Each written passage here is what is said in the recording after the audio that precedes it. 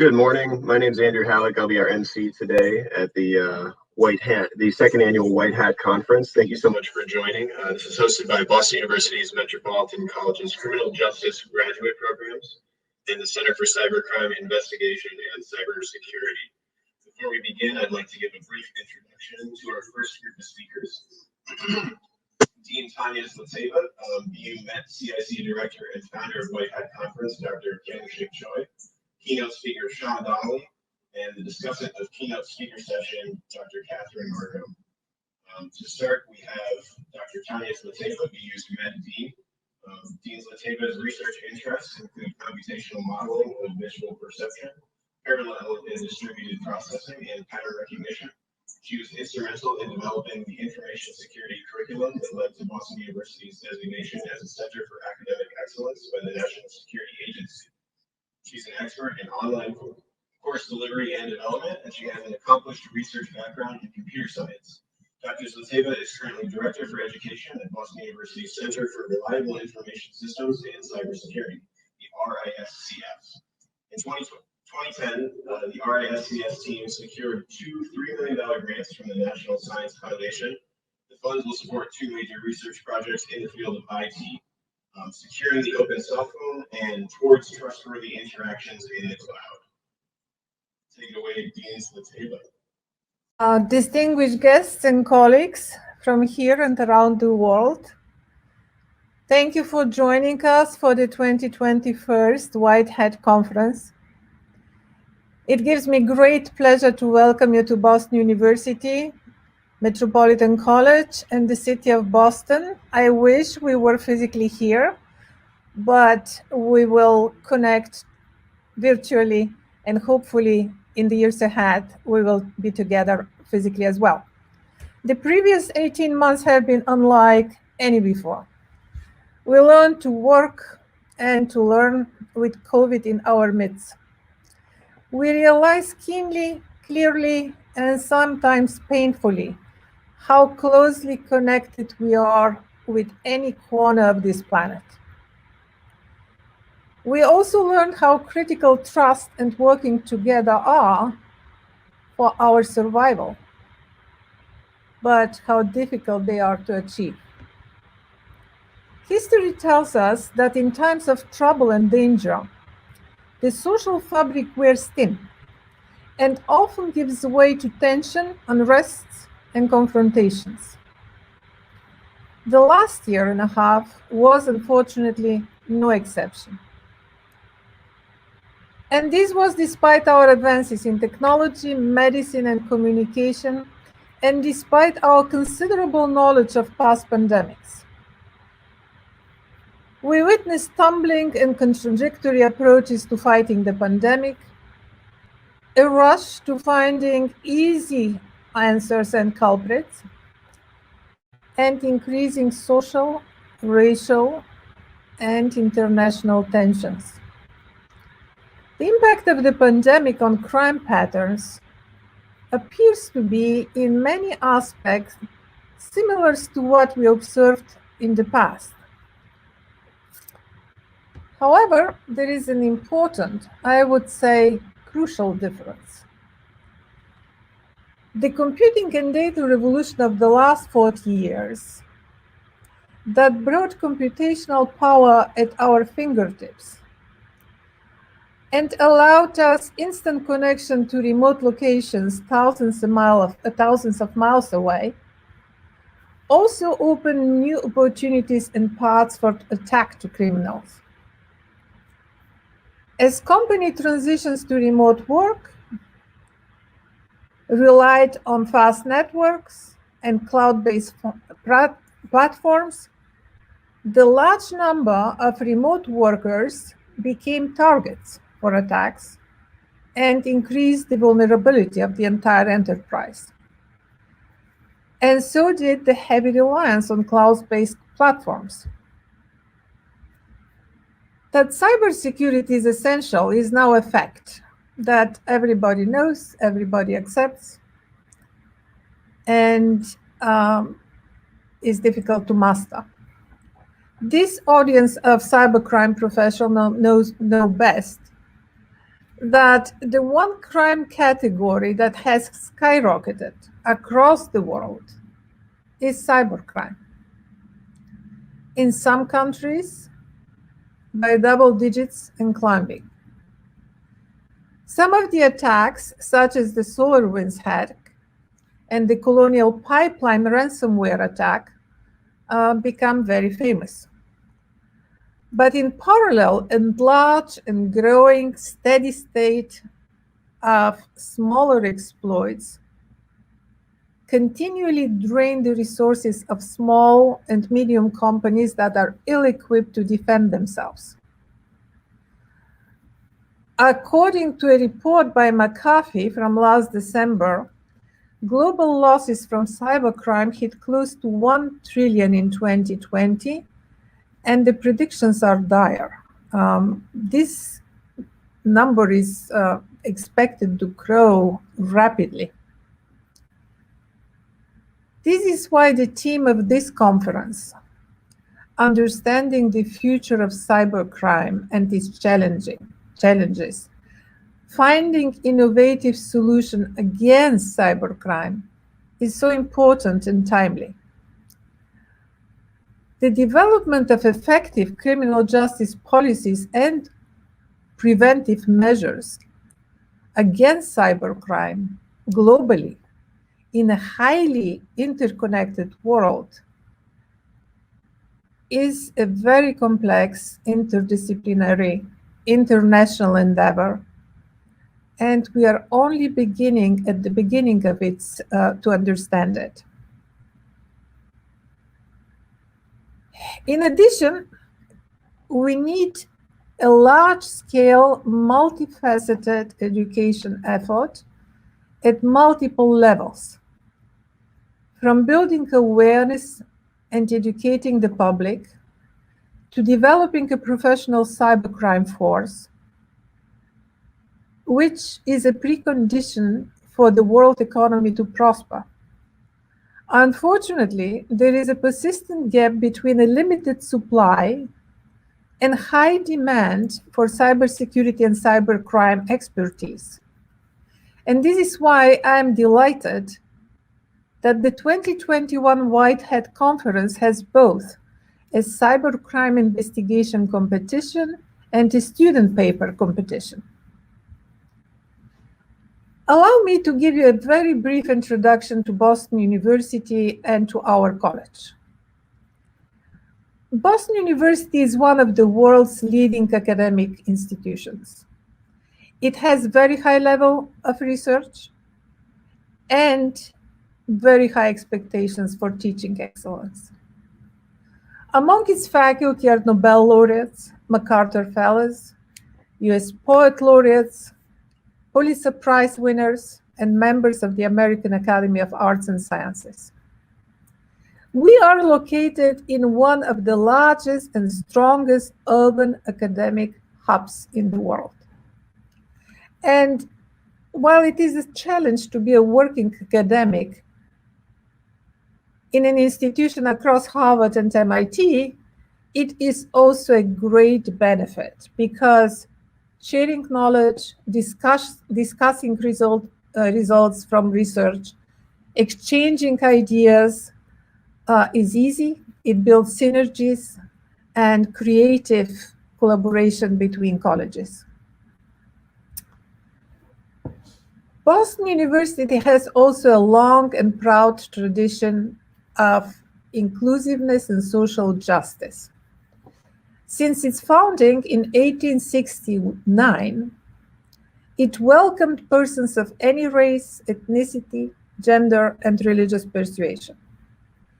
It graduated the first woman admitted to the Massachusetts bar, the first Black psychiatrist, and of course, Martin Luther King received his doctorate from Boston University. Within this community, Metropolitan College is recognized as an incubator of new programs and pedagogy. Our mission is to give motivated learner from all walks of life access to the resources and benefits of a leading research university.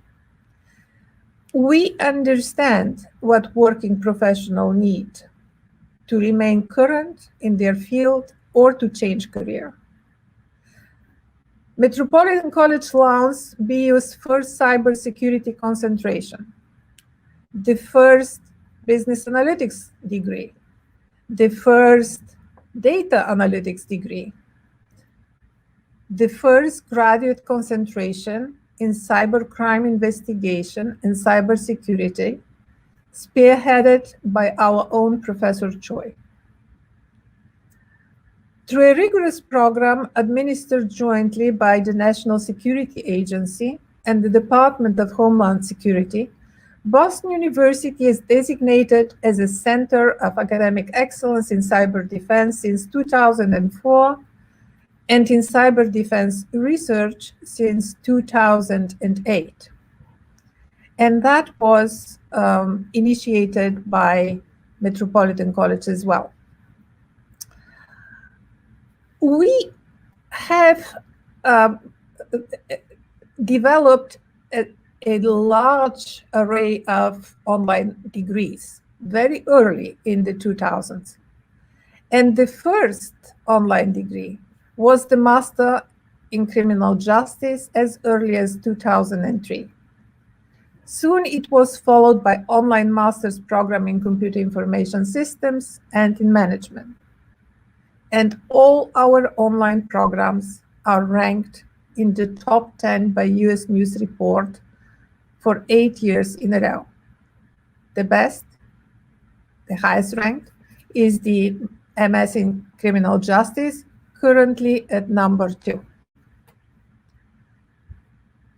Staying ahead in today's fast-changing economy requires not only persistence and hard work, but also continuous learning. At the same time, we are fortunate to live in such a time of intellectual challenge, to have the pleasure to absorb knowledge, the ability to solve problems, work with friends and colleagues, forge professional connections. And this is what this conference is all about. I wish you 2 wonderfully productive days and much joy and success. Thank you for that, Dean Zliteva. Our next speaker that I'll be introducing is Dr. Kyung-Shik Choi, BU's Met CIC Director and the founder of the White Hat Conference. Dr. Choi designed and oversees Metropolitan College's programs in cybercrime investigation and cybersecurity, offered jointly by the Department of Applied Social Sciences and the Department of Computer Science. These programs comprise a graduate certificate and an MS in Criminal Justice degree concentration. Choi has an established track record in designing and delivering law enforcement training programs in cybercrime investigation, including computer forensics and child exploitation investigation. He facilitated the Korean Institute of Criminology Global Cybercrime Project, the Virtual Forum Against Cybercrime, in cooperation with the United Nations, and also served as an instructor and consultant. He has been invited to deliver lectures at the Interpol and the Ameripol summits and has also testified as a cybercrime expert in support of the cybersecurity bill number H2814 for the Massachusetts State House. Dr. Choi is currently working on federally funded cybercrime and cybersecurity related projects with the National Institute of Justice, the NIJ, the Office of Juvenile Justice and the Delinquency Prevention, the OJJDP, and the Bureau of Justice Assistance, the BJA. Thank you, Dr. Choi. Welcome to the 2021 White Hat Conference in Boston. My name is Kyung-Shik Choi. I'm a professor of the practice and the director of cybercrime investigation and cybersecurity program at Boston University. It is my absolute honor to be part of this meaningful event as an organizer and opening speaker. Launching White Hat Conference was one of my dreams as a cybercriminologist. A question I have asked myself for years now is why, as good guys, are we continuously reluctant to share our knowledge, and yet the bad guys are constantly communicating and sharing their wealth of knowledge. In addition, many students will often expect government agencies, private sectors, and academics to guide and expose them to the field of cybercrime and cybersecurity, hoping for us to open the door to success. Unfortunately, many of us do not know the shape of the door and its color because the field is not only fairly new to us as well, but it is also incredibly broad at the same time. I can vividly remember the first White Hat conference in Bogota, Colombia. With the full support of the Colombia National Police and private sectors, the first White Hat conference was facilitated to promote effective cybercrime investigation and training. This year's White Hat conference is fully sponsored by the U.S. Department of Justice's Bureau of Justice Assistance, BJA. In 2019, the BJA awarded BU Med CIC a federal grant to support the project titled Student Computer Forensics and Digital Evidence Educational Opportunities Program. The goal of the BJA project is to develop effective cybercrime investigation training, test the best practices, reflecting the needs of all levels of law enforcement, and establish a training guideline in computer forensics and digital evidence. Our research team from Boston University and our research partner, Eureka College, have gathered input from federal as well as local and state law enforcement agencies to improve current curricula to better serve agency needs. The International White Hat Conference program is a foundational effort that serves to enhance current capabilities of higher education to better serve students in the area of cybersecurity, computer forensics, and digital evidence, leading to improved cybercrime investigation and successful prosecution. Furthermore, this conference will assist us in providing students with internship opportunities with the important field through a career fair. This will help to establish a collaborative approach that can further promote the development and implementation of the internship and co-op program. The theme for this year's White Hat conference is the future of cybercrime and its challenges, innovative solution against cybercrime. The overarching goal of this year's conference is to discuss important drivers and disruptors of change in cybercrime and to address the importance of technology-related issues in this area. In particular, the global challenges related to developing effective criminal justice policies and preventive measures against cybercrime. Over the last few years, the development of technology and information has dramatically increased within nations located all around the world. This, in turn, has had a massive influence on the issue of cybercrime that society must face daily. Interestingly, current innovations are already being utilized to commit cybercrimes, and the merging of traditional crimes with various novel types of cybercrimes essentially formulate hybrid criminal methods. Some of the future challenges that cybercrime research and practices will mostly likely face often involve effects such as novel social systems, cyber-physical infrastructure, novel virtual technologies, as well as law enforcement proficiencies. Due to the lack of awareness, the probability of falling victims to these new types of cybercrime will inevitably increase. Science fiction writer William Gibson stated that the future is already here. It's not just evenly distributed. Perhaps this means that it is important to explore all current and new technology to gain better understanding of the nature of cybercrime issues so that we can eventually scientifically predict the cybercrime phenomenon. We are all gathered here today to discuss and gain a better understanding of the nature of contemporary cybercrime and cybersecurity issues, while learning how to effectively respond to them by reflecting off government, private, and academic perspectives as a global community. 16 international White Hat teams have joined the cybercrime investigation competition to solve highly comprehensive and difficult to solve cybercrime cases. The competition already began at 3 p.m. Eastern Time yesterday and will end by 3 p.m. Eastern Time today. The White Hat teams will have exactly 24 hours from the start of the competition until the end of the competition to analyze evidence before presenting their findings to the judges. Each team consists of the 3 White Hat team members, 2 technical experts, and 1 legal expert. The top 3 team winners will present their criminal investigative solution and will discuss the best practices tomorrow during the Whitehead mock trial. The student research paper competition is also part of Whitehead conference to learn fresh scientific knowledge in the field of cybercrime and cybersecurity. We have international guest speakers and the cyber expert joining from a total of 15 countries such as Argentina, Bolivia, Cambodia, Canada, Colombia, Egypt, France, Hungary, Mexico, Peru, Singapore, South Korea, Spain, Switzerland, and the US.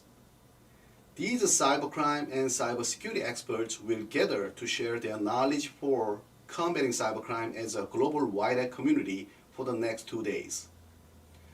Your expertise, contribution, and commitment to the field of cybercrime and cybersecurity is needed more than ever. And I could not be prouder than to be part of Whitehead Conference as one of the conference committee members. I truly believe education is the most empowering force in the world and education can make a difference. Again, we are joining the Whitehead Conference to strengthen our capability of handling cybercrime issues throughout various promising sessions today. Many close colleagues of the Center for CIC are facilitating this wonderful and fascinating educational event today as well as tomorrow. The Center for CIC, for those who are not familiar, is a nonprofit Boston University-affiliated cybercrime research organization that pursues research and professional activities in the field of cybercriminology. While the Center for CIC is relatively young, it is a powerful and fast-growing organization. We have approximately over 50 active CIC board members who represent on behalf of 15 nations. These board members consist of professors, researchers, as well as practitioners who have been working extensively within the field of cybercrime and cybersecurity. The Center for CIC has been a tremendous force in reaching out to global law enforcement agencies and cultivating international collaboration and responses to cybercrime. I'd like to express my sincere gratitude for the organizers and panelists of this meaningful event, Dean Tanya Zlativa and Associate Dean Lou Chikushev from Boston University, Kyung-Suk Chu from Eureka College, Carlos Cortez from Tenguete Sibiero Pensamiento, Sean Donnelly from Resolvon, Associate Director Alexis Wells from Cyber Infrastructure Security Agency, Nicole Vandermeulen from Europol, Li Pei Ling from Interpol, Benjamin Wright from Sense Institute, Joe Burgoyne from GE Healthcare, Salvador Semper and Mike Toro Alvarez from International Observatory of Computer Crime and the Federal Agency Recruiters and Special Agent from Federal Bureau of Investigation and Homeland Security Investigation. I'd like to give a special thank you to the American Society of Criminologists, Cybercrime Division members, and Eureka College team members who will facilitate Whitehead panel session as a moderator, discussant, and the Whitehead competition session as a director, case managers, and judges. I cannot thank 16 cybercrime investigation competition teams and 4 paper competition winners enough, as they have dedicated so much to be a part of this wonderful event. Lastly, I am especially thankful for the Department of Justice's Bureau of Justice assistants and all attendees for your invaluable support. Increasing both interdisciplinary and international collaboration is the key in combating the issue of cybercrime. In addition, not only should future research and development within the field be reactive, but it should also be proactive. When it comes to investigating, predicting, as well as examining both the origin and effects of cybercrime, utilizing intelligence, technologies, along with worldwide collaboration. It is my utmost hope that this wider conference facilitates positive outcomes, such as minimizing potential cyber threats in both our society and the global community at large. I also hope this event helps to reveal the true shape of the color of the door to reach success within the field of cybercrime and cybersecurity in criminal justice. It is time to release our secret recipes for our optimal cybercrime investigation practice. I look forward to learning new tremendous knowledge from all of the presenters today. Thank you.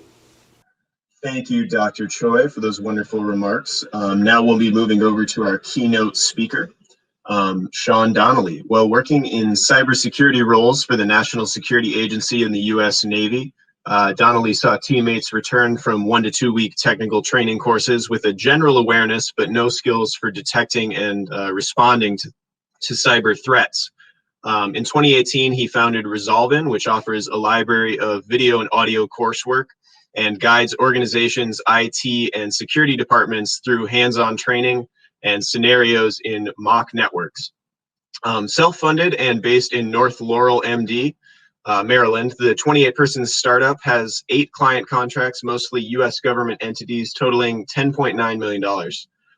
For the successes of the modular cybersecurity training firm he launched, Donnelly, 29, has been recognized by Forbes magazine prestigious 30 under 30 list of industrialists as one of 2021's 600 brightest young entrepreneurs, leaders, and stars.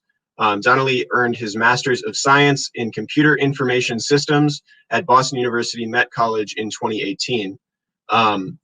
During this session, Sean Donnelly, the CEO of Resolvin, will present his curiosity, motivation, and the quest for cyber skills presentation to the audience.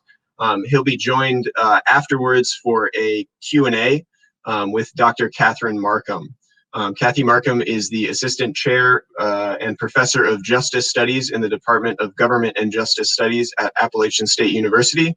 She has extensive book and peer-reviewed journal publication history in the fields of cybercrime, offending and victimization, and sexual victimization. Dr. Markham is the chair of the American Society of Criminology's Division of Cybercrime, first vice president of the Southern Criminal Justice Association, and trustee at large for the Academy of Criminal Justice Sciences. Please join me in welcoming our guest speakers.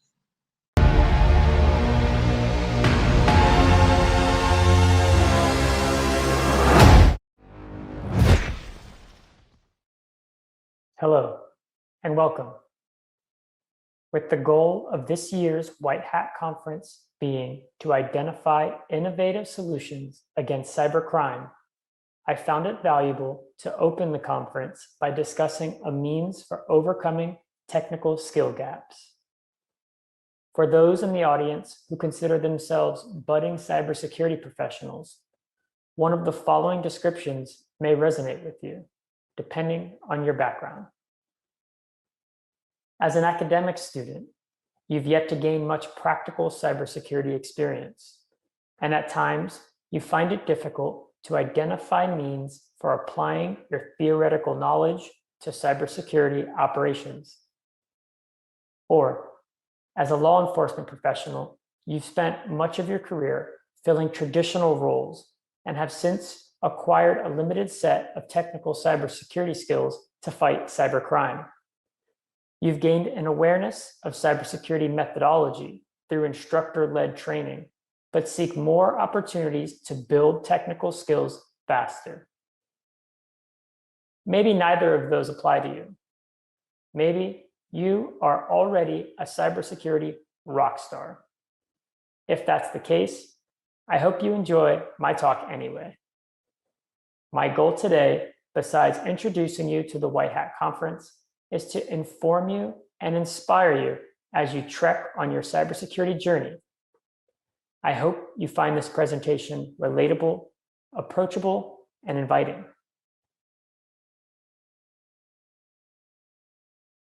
Before I talk to you about building cyber skills, let me tell you a bit about myself. My name is Sean Donnelly. Over the past 10 years, I've built technical skills applicable to both offensive and defensive cybersecurity work roles. I've done so through academia and on-the-job training, but mainly through my own structured and unstructured study. Along the way, I attended the United States Naval Academy and Boston University, served the United States Navy, and founded a company focused on helping others build advanced technical skill sets in both the government and commercial sectors.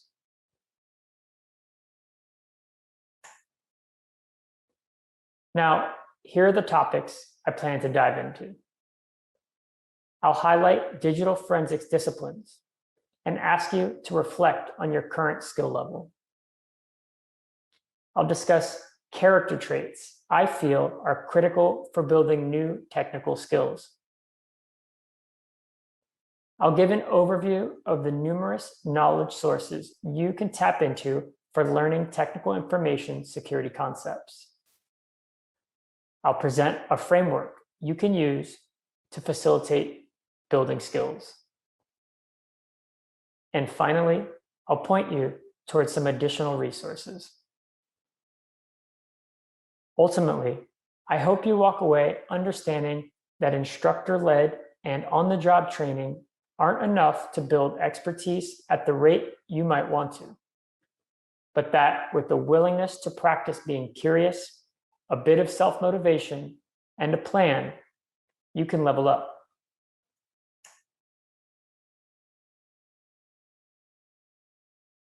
Before I get into approaches for honing soft skills and a methodology for building hard skills, let's first unpack digital forensics. Of all the information security disciplines, I think it's fair to say digital forensics is most interesting to this audience. So I will focus on it moving forward. The radar chart you see here is an example, meant to graphically depict the skill level of a digital forensics practitioner across 5 sub-disciplines. Each of the 10 dashed lines represent a skill level, and the outsidemost dashed line, line 10, represents skill mastery.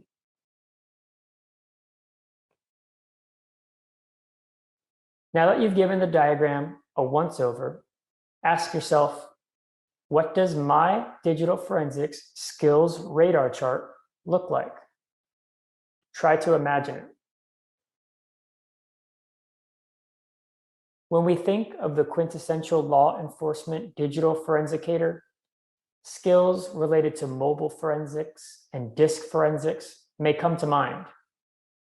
But digital forensics also encompasses the live forensics and network forensics subdisciplines, and many criminal cases today rely on related skills. Those latter subdisciplines may be foreign to you, and that's all right. I'll do my best to briefly explain their importance. The collection and preservation of forensically sound evidence has long been tightly coupled with dead box forensics. For those who have not heard the term before, dead box forensics involves obtaining a bit-for-bit duplicate image of storage from a powered down system, then analyzing the image offline. In recent years, criminals have shifted their tactics, techniques, and procedures to significantly decrease interaction with non-volatile storage. Instead, they've pivoted to new methodology that is heavily reliant on modifying running system memory. Live forensics and network forensics both facilitate the use of techniques to detect memory resident malicious activity. Furthermore, these aforementioned techniques can often be executed remotely, allowing for practitioners to, in some cases, act quicker and reach systems that they can't access physically.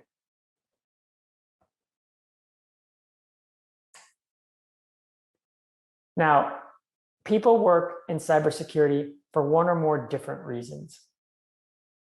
Some do it for the joy of solving hard problems. Others are passionate about making the world safer by taking down criminals. A lot of people do it because the field pays well, or because the day-to-day technical work is particularly compelling. And many do it simply to provide for family. All of those are great reasons to work in cybersecurity. And no matter your reasons, you probably want to be really good at it. throughout the hundreds of technical cybersecurity professionals I've met and led throughout my career, all of the really good ones shared two character traits: curiosity and motivation. These rock stars are what I'd consider autodidacts, self-taught people who continuously lean on curiosity and motivation to propel them. At this point, you may be thinking, I'm curious and motivated. Or maybe I used to be curious and motivated. And some tuned in are telling themselves, I can't remember the last time I was curious about or motivated by my work. Now, a smaller subset of truly exceptional people I've met over the years have a third character trait: grit. Grit can also be described as resolve or fortitude. That is, an uncanny ability to persevere through difficult times. In my opinion, grit is the only trait that gets significantly stronger the more tough experiences someone endures. Whether you have and leverage these traits daily, consider yourself a shadow of your once curious and motivated self, or you are really a blank canvas, ready and willing to progress, I have good news for you. These traits can be learned and sharpened through digital forensics self-study. But if you want to move quickly, you'll need a plan. And I might just have one for you. Before I put forth an approachable, realistic framework for self-study that you may be willing to commit to, let's first talk about the various readily accessible knowledge sources at your fingertips. As a person interested in digital forensics, there is a wealth of quality, freely available information sources that go into detail on any specific topic you can think of. Delivery methods include white papers, slide presentations, conference talks, blog posts, tweets, code repositories, open source tools, and I think you get the idea. That's one of the really great things about our field. Information security practitioners are happy to share their work, and oftentimes for free.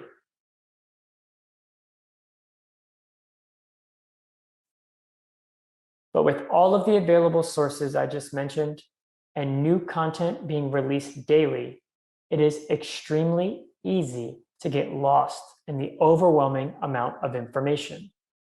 What you may have heard referred to as information paralysis or analysis paralysis. Also, it can be very difficult and even daunting to start making progress when you can't decide what's worth focusing on or where to start.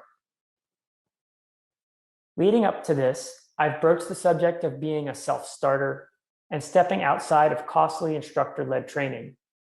Now, once you decide to lean in and learn more, where should you go? At the beginning of this presentation, I referred to a practical framework. By practical, I mean realistic, digestible, and doable without risk of burnout. The goal here is to make progress sustainably and not throw off your work, sleep, or family schedules. It's basically the opposite of a gym or diet-related New Year's resolution. First, there are some one-time costs. To start, you should get access to Twitter so you can keep up with the postings of a curated group of forensics practitioners. Twitter is one of the best resources for recent technical forensics content. I've gone ahead and done the legwork of identifying and grouping those quality Twitter accounts for you. So all you need to do is scroll and read. The second to do is to get access to a training lab or a cyber range. I've added some great starting points in the resources section at the end of this presentation. Then, you commit to a prescribed schedule. If you're considering adopting this method, you should absolutely feel free to make changes to the days, times, and knowledge sources as you see fit. I only recommend that you do your best to stick to the high-level actions and cadence. For example, definitely try to participate in Capture the Flags, or CTFs, at least 4 times a year. My first recommendation is to spend a half hour on Twitter daily, reading and bookmarking technical posts. Then, on a weekly basis, dedicate time on 2 different days to one of my favorite resources, a website called This Week in Forensics. Maintained by a gentleman named Phil Moore, this project contains curated, organized digital forensics content for you to dive into. He puts in a lot of time, so you don't have to.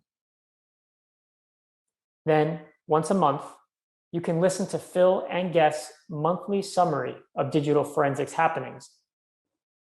This is also a good time to revisit a few Twitter posts you bookmarked.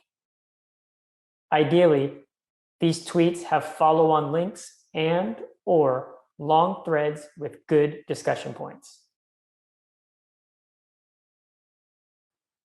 Next, monthly, you should absolutely spend time recreating environments and stepping through walkthroughs detailed in 1 or 2 of the blog postings you read the previous month. I recommend picking one focused on a new forensics technique and another focused on leveraging a new tool. Moving on to quarterly, I suggest you set weekend time aside to participate in a CTF event 4 times a year. You can keep track of interesting CTF events using the same website I mentioned earlier, thisweekinforensics.com. And finally, I recommend you work on 2 projects a year, whether it's writing forensic tool-related code, building test networks, or exploring new tradecraft. You are sure to pick up new skills throughout the process. This can be in 30-minute chunks or weekend-long sprints. Just be sure to track your time during these sessions and commit to about a week for each project.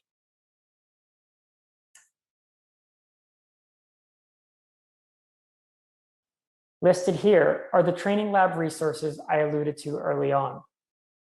Also, I've gone ahead and posted these slides along with quite a bit more for you to check out in a GitHub repository at github.com/resolvin/WHCR. As I wrap up this presentation, I'll close with a modified version of my company's core value statement. May it be something you can turn to if you're ever in need of some outside motivation. As information security practitioners, we consistently deliver. We are concise, precise, and accurate, and have tough conversations kindly. We unceasingly rage to master our craft, experimenting and embracing failure along the way. Through this process, we learn quickly and continuously improve, fostering a strong belief in ourselves. Thank you all for your attention. I hope you truly enjoy this year's International White Hat Conference. At this time, I'll open it up to the audience for questions.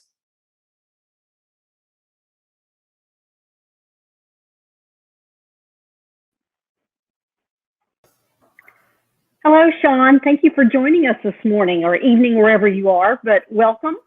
We already have some amazing questions, and I have a couple questions for you too, but I'm going to go ahead and start with the first audience question.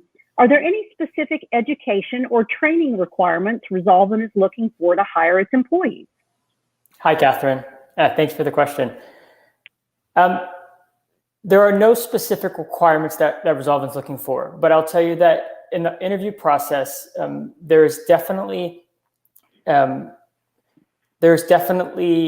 lot of focus on hands-on for the applicant. And so what I mean by that is we really look to see if potential new hires have spent time, whether offensively or defensively, stepping through cybersecurity workflows, and so whether that is in a home lab or competing in capture the flags, and really having a range of knowledge for operational application of various tools, whether that be being able to say they've actually deployed and practiced using certain SIM tools or EDR tools on the defensive side, as well as sensors, signature-based IDSs, heuristic-based IDSs and protocol analyzers.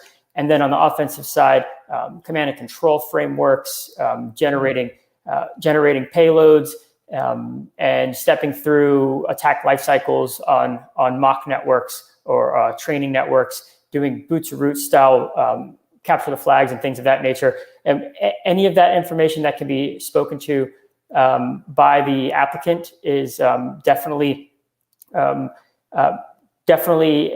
great sign that they've spent some time working on these on their skill sets, and that they're eager to learn more. And I think that sets them up very well for junior opportunities at Resolven. Hopefully that answers the question. Absolutely, thank you. So our second question is, can you share any issues Resolven has encountered in the past while training using the cyber range?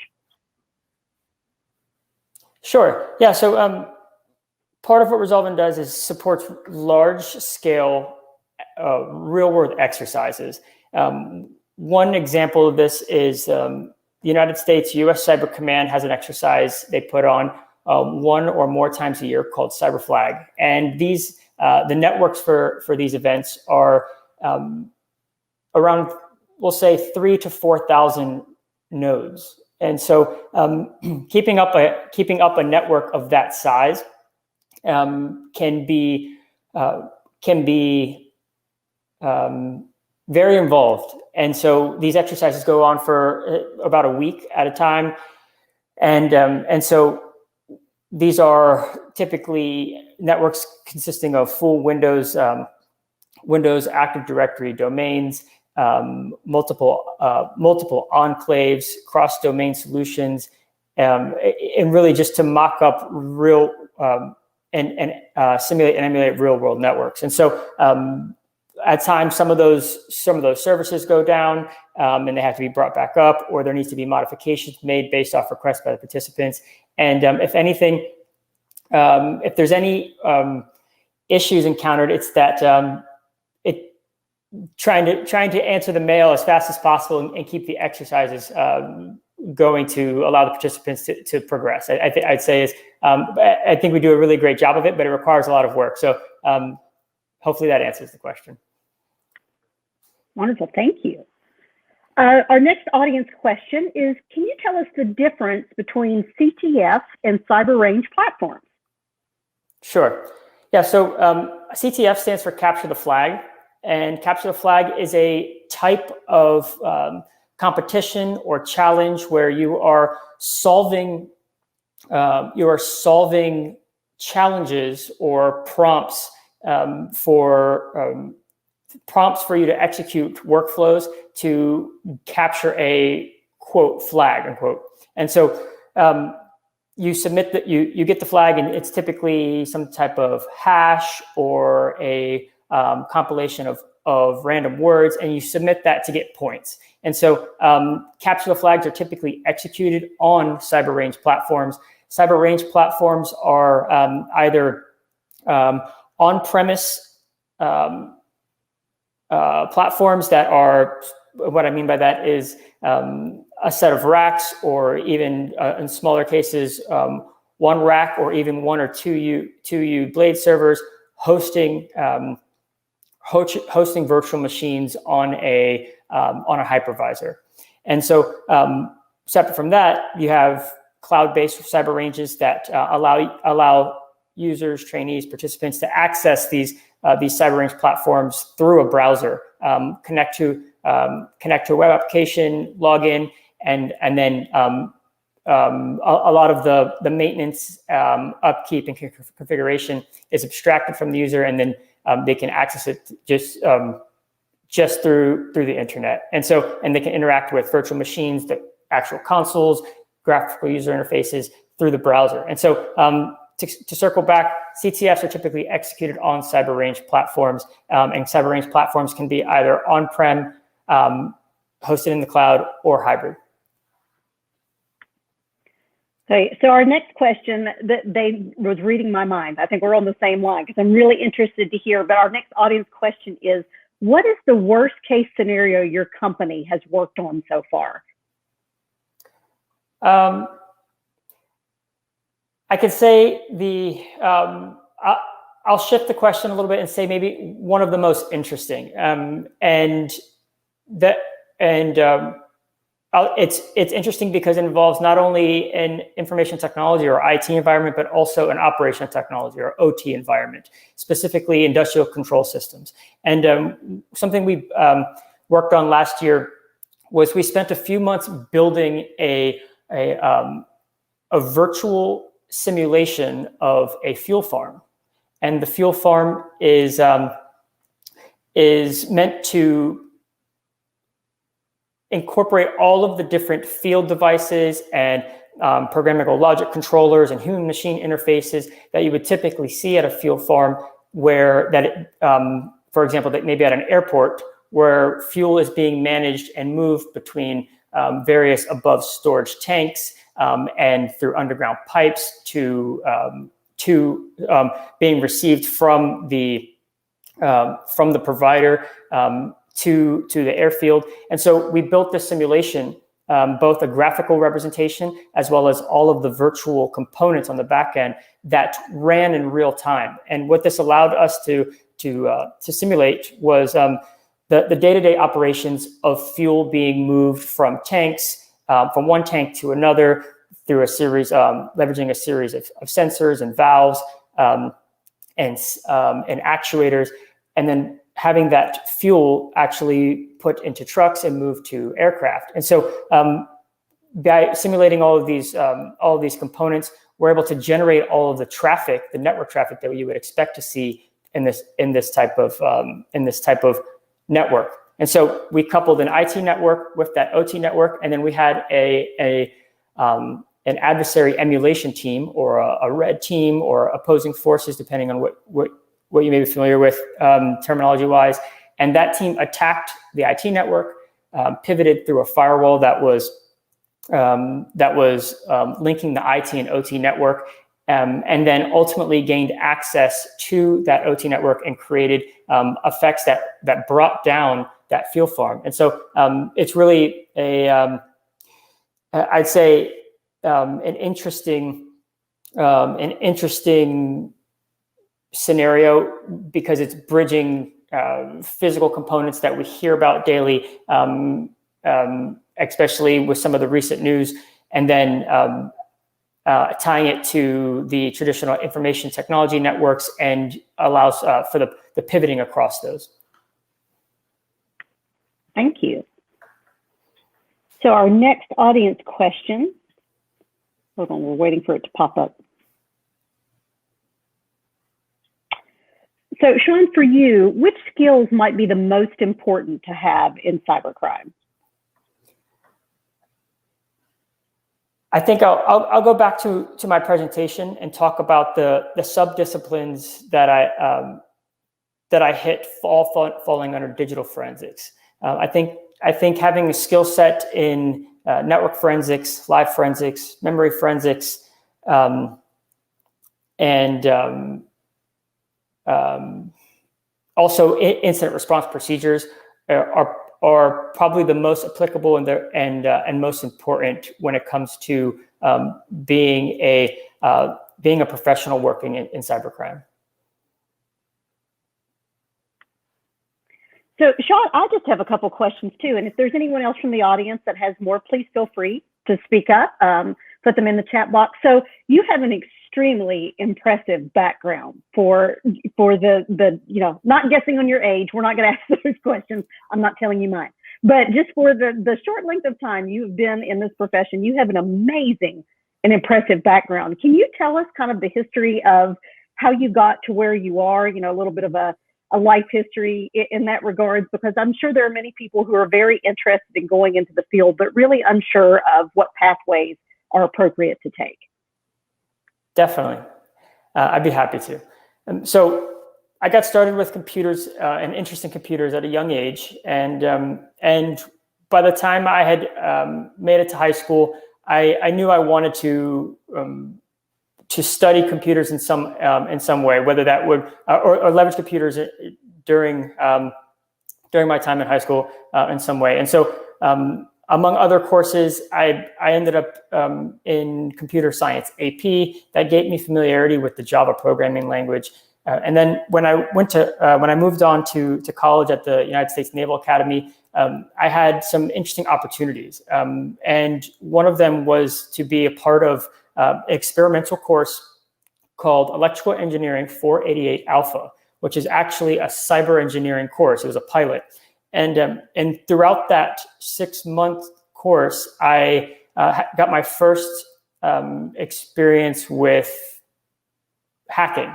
And at that time, we were using the Backtrack 5 distribution, the precursor to Kali Linux, and our textbook was called The Art of Hacking. And throughout that 6 months, I gained a bunch of new skills and awareness of offensive techniques for penetration testing that really sparked my interest. And from there, I was fortunate enough to have the opportunity to commission in the United States Navy as an information warfare officer and focused on conducting cyber-specific missions. At that time, I moved to Hawaii. I worked with the National Security Agency for a few years and really cut my teeth in foreign intelligence as it relates to cyber work. Following that, I spent some time I spent 2 years working with what's known as the Navy Blue Team. It's a team of defensive cyber professionals that are focused on conducting security assessments to secure U.S. Navy networks, both afloat on Navy vessels and ashore. And there is where I really started. I pivoted to the defensive side of work, and I found it really, really interesting. And so all along the way, I really chased down difficult coursework, certifications, my degree from BU, really just taking on new challenges that were going to almost force me to become good at cybersecurity from a technical standpoint. And so that's my journey in a few minutes. And we actually have another audience question too. What I think it's going to pop up on the screen, but what type of lab do you recommend to begin training on offensive and defensive techniques? Definitely. So bear with me for 1 minute here, and I'll see if I can share my screen. Sure.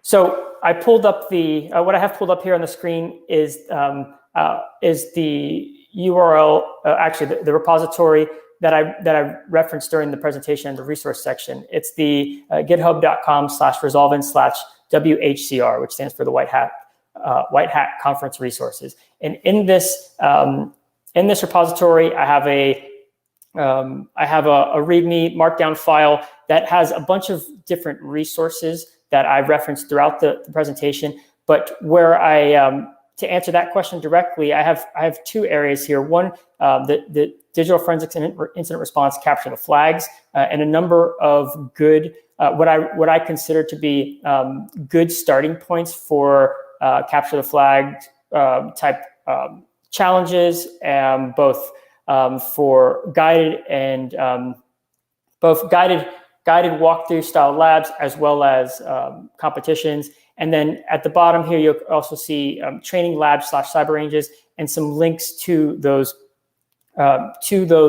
training labs that I think would be a great starting point for those looking to start getting hands-on. And you just in kind of the same facet you mentioned earlier when you were talking about one of the scenarios that you put on with the gas lines. You mentioned the recent, happenings in the news, which obviously when the gas shortage happened in the Southeast, many of us panicked. There was a run to the gas pumps with that. When these things happen, especially, with ransomware and these different, international attacks, what are the reactions from your clients? Do you see, a jump in a desire for assistance? Do you see an increase? What does that do for your company and your clients? Sure. Well, publicized attacks like the Microsoft Exchange servers, like those on Microsoft Exchange servers, the SolarWinds software, and the Colonial Pipeline billing system, they affect resolving client awareness, definitely. And our clients are mostly security teams who are focused on detecting and responding to similar attacks on their customer networks. And so these publicized attacks spark interest for generating scenarios to reenact those attacks. Similar to what I alluded to earlier. And actually, while I've been talking, I pulled up an example of that environment that I referred to earlier regarding the fuel farm, and I'll share my screen one more time here to play a short video while I speak. Bear with me for 1 minute. And so, as that plays, you'll start to see the graphical user interface. Sorry, the graphical representation of the fuel farm, and then all of these components have a comprehensive network in the background. And so, oftentimes the content that we've built previously, when some of these high-profile, highly publicized attacks come to light, a lot of the content we've built previously becomes relevant again, and it becomes interesting to our clients again. And so this is a good example where the ICS network and the simulation for the fuel farm allowed clients to practice defensive skills on fuel-related network components. Very interesting. Thank you, Sean. I believe we have another audience question. What skills did you take away from your military experience that allowed you to successfully develop your company? Good question.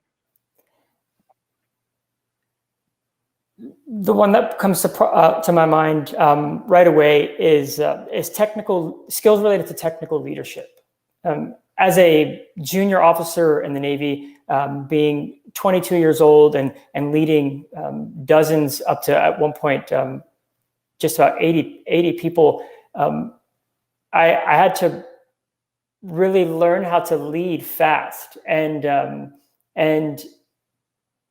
what I found to be the way to inspire and to motivate and to have a team doing their best work consistently was to be in the trenches with them, really, is and to be very technical with them, and to be able to have the technical conversations that they were having with each other, to be able to assist in, let's say, maybe writing a piece of code or configuring a certain security tool. All of these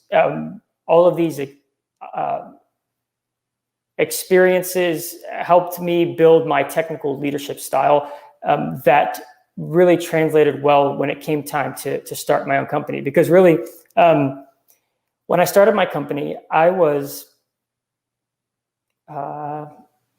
26 years old, about to be 27. And at that time, I was asking people to leave their secure jobs, people who were much older than me, had families that they had to support, and I was asking to leave their well-paying, secure jobs to take a chance and come work with me on something new and exciting but risky. And I think that my technical leadership experience while in the military really helped make that instill confidence in my team, in my soon-to-be team, as well as helped us when we started. We were just 4 people, and I think helped us hit the ground running quickly, gain traction quickly. Hopefully that answers the question. Well, I'm sure your team is glad they took that risk, because obviously your company is exploding with success, which is amazing. Another audience question is, what specialty is the most appropriate to dedicate yourself to the digital trail? I would say right now, focusing on, it's a hard one, but I'll pick one. I'd say becoming familiar with conducting live forensics is a great. I think now is a great time to pick that as your specialty, and specifically, what I mean by live forensics is getting comfortable with leveraging tools that allow you to ask questions of computers and devices in real time. Being able to reach out to a device and get information, for example, if it's a Windows machine, about certain running processes and services, pull various logs that are resident on the machine while it's on, and learning to conduct analysis based off of those results. And so, for example, chaining processes and spawned processes and child processes on a Windows machine, and being able to identify what is most likely benign versus malicious I think is a great start, or is a great place to spend your time if you're going to specialize. The tools to ask these types of questions you may be familiar with, but if not, I would definitely recommend looking into. These are typically known as live forensics tools or remote triage tools. Some of these include OS Query, GR, or the Google Rapid Response Framework, also Velociraptor, maybe there's a few others.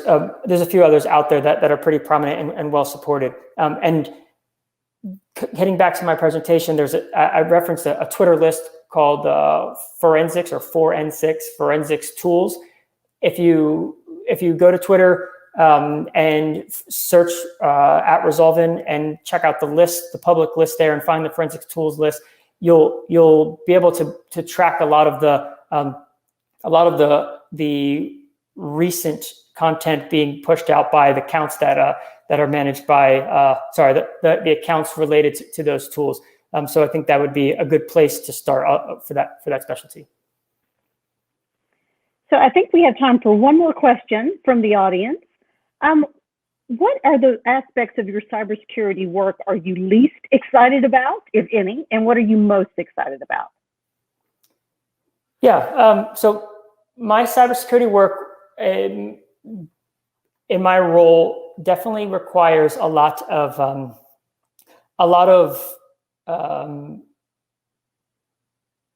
meetings. I guess is probably the best way to say it. So it's not to say that it's not fun and exciting, but it's not, for me personally, it's not as exciting as working, doing the operational work, or building new tools, or conducting research for new tradecraft.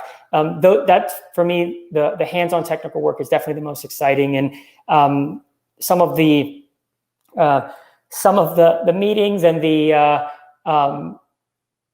the also reports, drafting drafting documents is probably the less fun work for me, if I had to pick. Thank you, Sean.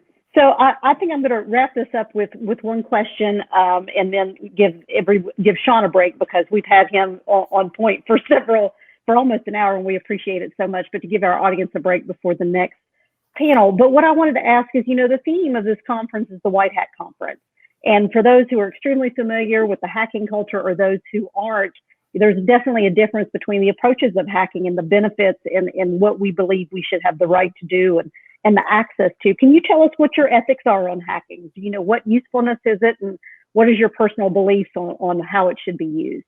Sure. Yeah. So to unpack the term hacking a little bit, and from a to look at the concept of hacking in the light of security work for good. I would say if you think about certain job sectors or job roles that are related to vulnerability assessment, penetration testing, red teaming, these all require the knowledge and skills of offensive professionals with offensive security skill sets. And so really the massive benefit of learning these skill sets are, one, you get a solid understanding of how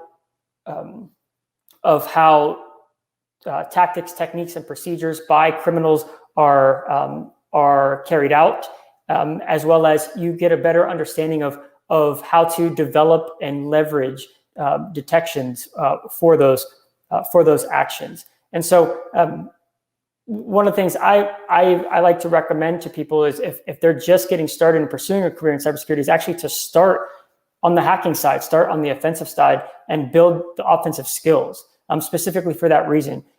Because not only does it open up opportunities for career positions related to some of those I mentioned, vulnerability assessment, penetration testing, red teaming, but it gives you a great knowledge base to build off of. And if you learn to understand and execute attacks on networks and devices, then you have a much better, not better, but you have a much, a very useful, strong base for building a defensive skill set required for digital forensics, threat hunting, incident response. Well, thank you, Sean. We really, really appreciate your time. I think this is an amazing way to open up the White Hat Conference. I can't think of any better way. We really appreciate it. Our audience appreciates it, and I'm going to pass it back to Andrew. Thanks, Kathy.